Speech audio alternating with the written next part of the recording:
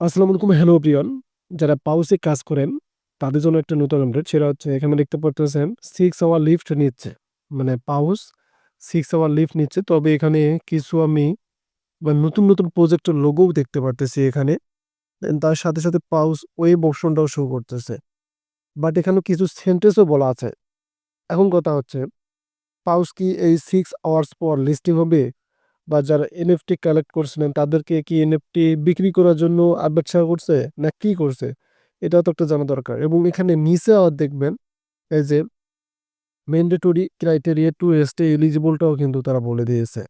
এখন আমরা এটা সুন্দরভাবে ট্রান্সলেট করে নেব যে এখানে তারা কি বললো, তাহলে আমাদের একটা আইডিয়া আসতেছে যে লিস্টিং করবে না কি করবে।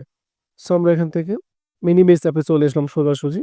হ্যাঁ, আমরা এখন এটা বাংলাতে পড়তেছি, দেখি কি বললো এখানে আমাদেরকে তারা। এই যে দেখেন এখানে বেঁচে থাকার কি সময়, আপনার ব্যাচটি আপগ্রেড করতে কেবল 6 ঘন্টা বাকি এবং পাউস ওয়েবের মাধ্যমে আরও বেশি ডাব্লিউপি এডাব্লিউ স্টক করুন। এখানেই হচ্ছে মূল কথাটা। আপনার ব্যাচটি আপগ্রেড করতে, মানে একটা ব্যাচ আছে সেটা আপগ্রেড করতে হবে, সেই জন্য 6 ঘন্টা বাকি আছে এবং এখান থেকে আহ, বেশি ডাব্লিউপি এডাব্লিউ স্টেক করার কথা বলেছে।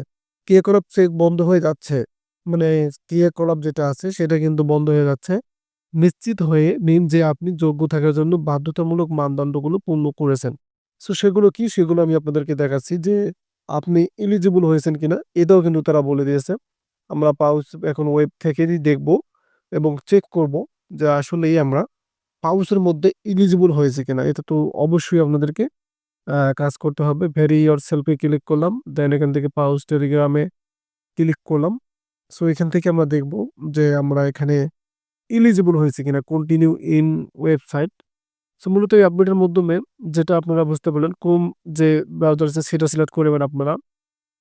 এখানে কিন্তু তারা আপনাদেরকে চেক করতে বলতেছে অ্যাক্টিভিটি, যে আপনি এটার মধ্যে এলিজিবল হয়েছেন কিনা।